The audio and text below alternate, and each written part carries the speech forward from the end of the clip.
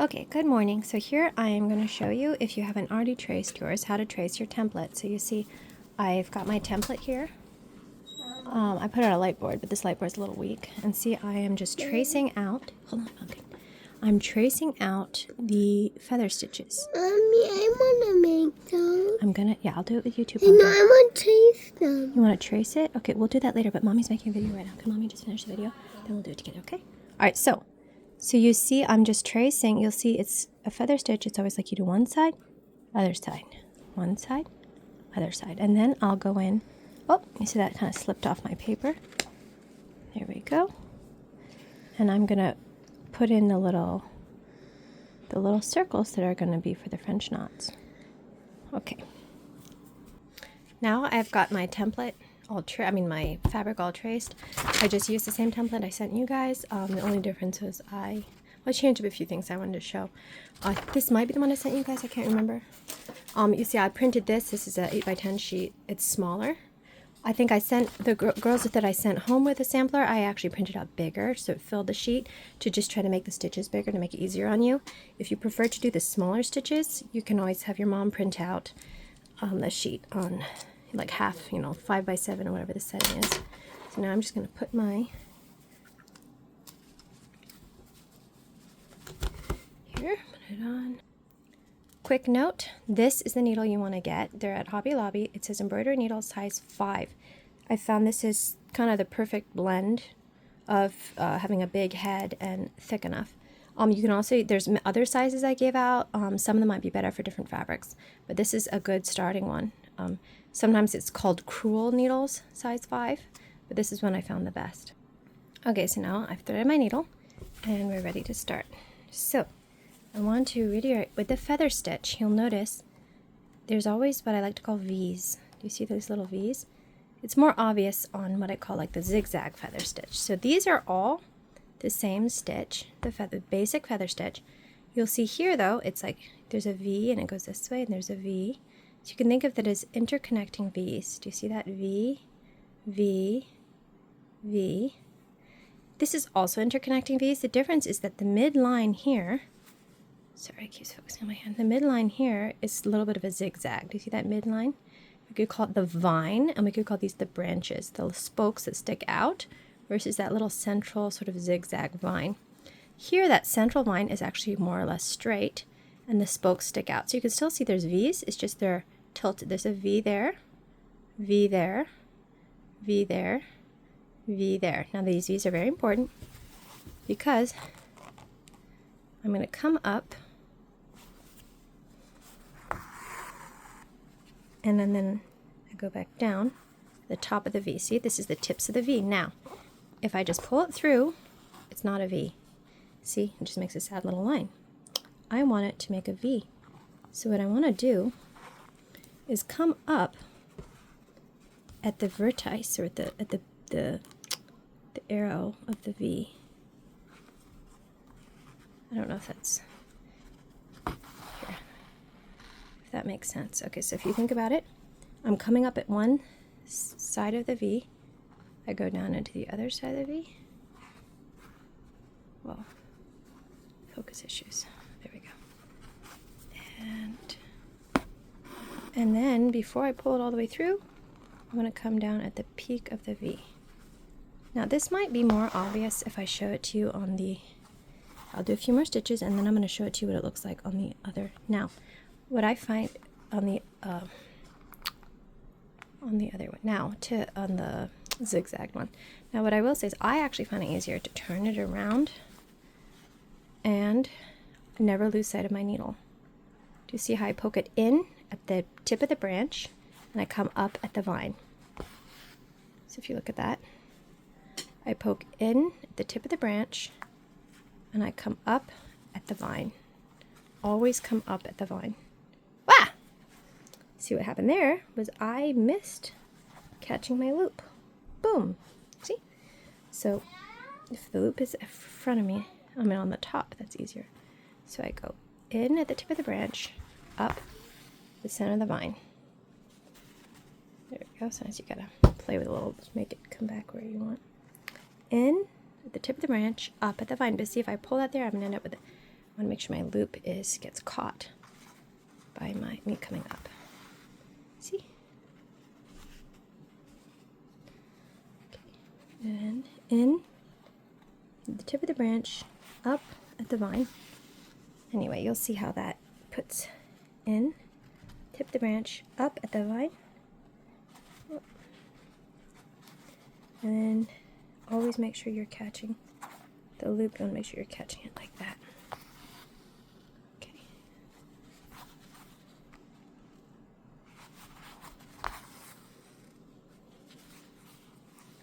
In at the tip of the loop. Tip of the branch. Or the leaf. You can also think of these as leaves. In at the tip, up at the vine. Okay, now I'm going to go underneath. Normally I'd finish this, but I want to show you the different stitches. Okay, so now I'm going to do it over here. We're going to come down and we're going to look at this guy. So okay, the first stitch, you outline the V, and then I'm coming back now remember here the central line is sort of zigzagging, but it's the same principle. Go to the tip of the branch. So this is actually this, and then come up at the vine. Do you see how the vine is this guy zigzagging here? And these are the branches that spoke out. So remember, you always go in at the tip of the branch, up at the vine, and always remember to catch the loop. The main mistake people make is when they don't catch the loop. See, in at the tip of the branch, up the vine. We gotta make sure we catch that loop. In, at the tip of the branch, up at the vine, catch the loop. Now I'm going to show you what happens if I don't catch the loop. I go in at the tip of the branch, up at the vine, but instead of catching my loop, say I wasn't paying attention. If you look at that, like something doesn't look right. If your vine breaks, there's discontinuity, this is usually what's happened. You didn't catch the loop. The good news is if you catch it right away, you might even have to loosen the stitch. Sometimes the stitch is too tight. And there we go. We can fix it. So remember, in at the tip of the branch, up at the vine. I'll make sure to catch the loop. So remember, in at the tip of the branch, up at the center of the vine. Make sure the loop gets caught. See? Okay, now I'm going to show you. So you'll see this is actually the exact same stitch. We would do the exact same thing. Come up here, in at the tip of the branch, up at here. Exactly what we did for this guy and this guy. You'll see the reason they can look so different is just the width that I drew them. And this one, remember, the center line is very straight. And here the center line is kind of a light zigzag. Here it's a deep zigzag. You can even do this more zigzagged. You can make this really wide and make these little V's very shallow and have a sort of dense look. So with this one stitch, you can get a lot of different looks. But you'll see this is just a simple feather stitch. This is a simple feather stitch, simple feather stitch, simple feather stitch. This is a double feather stitch. And so we're going to talk about that. So I just got another thread, and I'm going to pat, these are thread snips. I bought some, I'm going to pass those out in class. And thread my needle. And I split it, so it's 3. This is 3 strands, because it comes in 6. And you're not supposed to split it in the video. Hold on. Okay, so now I didn't move my, hold on. Okay, so here I moved my hoop to where I'm the double feather. This is the double feather. So the principles are the same as the simple feather. You'll just notice that instead of it zigzagging each side, boom, boom, boom, boom, this zigzag is like, it's like there's 2 V's here, 1, 2. Here, that one came out really light on the pencil. There we go. So you see, there's 2 V's, 1, 2 in one direction, and then we switch 1, 2, and then we switch 1, 2, and then we switch 1, 2. So instead of switching every 1, 2, 1, 2, left, right, left, right, left, right. This is left, left, right, right, left, left, right, right. Okay. So we're gonna come up here, just like we did with our last one, and then come up at the vertex. So what that thread is doing there. Okay, so just like we did with our single feather, and we're following very just like with our single feather, we poke in at the edge of the branch, tip of the branch, up at the vine. Do you see that? So next, the next tip of the branch we've got is here, up, in at the tip of the branch, up at the vine. So we've got, and oops, sorry. All right, there we go. So again, we've got in at the tip of the branch. No, don't cut that, put that there. Okay, now we go up at the center of the line. Sweetie, don't play with those snips, okay? They're really sharp. Okay, so we go in at the tip of the branch, up at the center of the vine. So you see the double feather is really not that different. You're still just following the same protocol. It's just that your central line zigzags twice. Now theoretically you could do a triple feather. You could do left, left, left, right, right, right, left, left, left, right, right, right. You see how this works. 1, 2, 1, 2, 1, 2. That's why it's double feather stitch. Sorry, I keep knocking the camera. Okay, so we go in at the tip of the branch, up at the vine. And make sure to catch the loop. That's the number one problem I see with people making the feather stitch, is when they forget to catch their loop. So all of a sudden their vine breaks and they're like, what happened?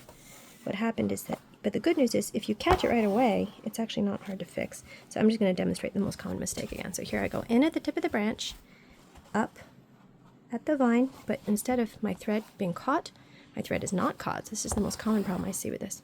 And then people are like, what just happened? My vine broke and is starting again. Well, in this situation, loosen up that last stitch, go back through it. There you go. Okay. So I just want to show you what you do when you get to the end, right? So I just came up and I'm like, well, where do I go? Just finish off. It's a lot like the detached chain stitch. You finish off, you just come out very close to where you came from, and there's your little anchor, and then you can tie your knot at the back. But maybe I should show you how to tie off on the back. So I flipped it over. See, this is what the back of a double feather looks like. And then we're going to go under one of these guys. Sometimes it's actually easier to use the rear of your needle, because then it's not like poking into the fabric. You can just slide under and slide under again. So you get a little, and I should have made my knot then, but I'll do it a third time.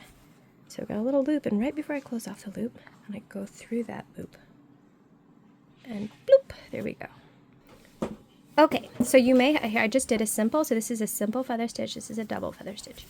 Now you may have noticed that on your simple feather stitch, there's these little circles at the tips, and you may have said, what are those for? Now some of them I did more of a leaf shape, so it's more of an oval. But so here, what I'm going to, let's start down here. It is just, remember your detached chain from your lazy daisy. But here I'm making leaves because they're green instead of pink. Okay, if I wanted to do them pink, they'd be more like flower buds. Now look what I'm going to do. So I come up, this is a detached chain. Remember, I come down at the base of the leaf, and I come up at the tip. Right, I never lose sight of my needle. I know, I'm wanting to do the same color as mine, so it looks like leaves. And then, if you want your leaf to look a little more pointy, instead of just going down right next to it, I like to poke it up a little farther, so the little anchor stitch is actually a little more spiky.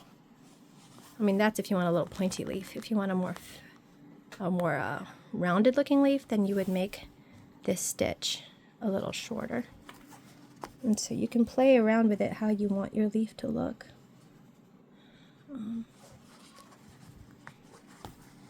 See if you want your leaf to look a little more. There we go. So you just go through and you just give it leaves. And you can, remember how we doubled up on the chain stitch? There's a lot you can do if you want to make your leaves look plumper. You can double up on your chain stitch. So here I'll show you what that means if you forgot. Well, there's the simple way, doubling up. Remember when we said we doubled up? So we pull through, is that we come up, if this shows up okay on the camera, come up at the base, and then, you remember, use the back end of the needle, you go through that little stitch at the top. So we're actually going through, through that little stitch at the top, see? And then, goes round and round, and we come back down. And that way you actually have 2 layers of chain, so it looks thicker. Another thing you can do if you want your leaves to look a little, you don't need to make them look thicker, I'm just saying if you want to. Another thing you can do to make your leaves look a little thicker, I'm running out of thread here. All right, let's see if I can pull this off with the tiny bit of thread left. What you can do to try to make your leaf look bigger or more full is you can actually put another chain stitch, like an actual chain stitch, around your chain stitch. But this is tricky because I already, and then you can control where you want it farther out, although I made that mighty close, if you can see, and then like that. You could even experiment with using different color greens and like nest different colors within each other, but you see this is just the basic detached chain. This is where you quilted it in a sense. You went around a second time with this, using the same hook here, and here I made a second, anchor point. So I wanted to say, if you ever do 6 strands, I won't advise it for the vine, but if you ever do 6 strands doing French knots, now you might say, well, where? So you'll see some of them I drew the circles inside. Some of them, the circles are actually at the tips where you want to put your French knots. I personally think it looks more like roses when it's inside the vine. And I think it looks more like, I don't know, other type of flowers like honeysuckles or something when it's up at the tips. However, if you're having trouble threading all 6, especially if you don't have a crewel size 5, I thought crewel size 5/1 or 1/5 was the same, but evidently it wasn't. It's a very different size. So some of them you can only fit 3. So it'll be fine if you can only do 3. I'll show you some tricks to make it look fuller. Okay, so French knot. If you remember from class, we did French knots. You come up, and then you get your needle close to the fabric, but you point it away from the hole. So here's the hole. I'm not pointing toward the hole, I'm pointing my sharp part away from the hole. 1, 2. See, I wrap my thing twice. Now you don't want to go exactly where you came from. You want to go right next to it. That's very important. You go right next to where you came from. Now you'll see our little knot here, the beginnings of our knot here are on this. And look, I use my thumb to hold the loop here steady, otherwise sometimes those little loops can fall off, and then it makes a tangled mess. Okay, and I'm having a little trouble. There we go. Gives a little tug. And bloop! There. So because I have 6 strands right now, I just did 2, I just wrapped my needle twice. If you have only 3 strands, you can wrap it 3 times. So here, and I decided to put another little rose here. Okay, so remember again, French knot, I point away, here's my hole, point away from my hole, 1, 2, remember if you're using 3 strands, you can wrap it 3 times. Next to the hole, not in the hole. With the thumb, my non-dominant hand, I'm going to hold that down so it doesn't slip around. And then you kind of have to wiggle to get it through initially. And then I'm still kind of, bloop, there's my little rose. These are just very simple French knot roses. So, sometimes when you're having, if you have a lot, especially if you have a thicker thread, or, so 1, 2, remember? I'm going to do that, poke in. Make sure these knots don't slip off. If the loops slip off, so that's why I have my thumb here. I have my thumb here to make sure they don't slip off. Slipping off is how it often makes them. That's the first mistake people make with French knots. The second mistake people usually make with French knots, here, I'll show you the second mistake. The second mistake sometimes people make with French knots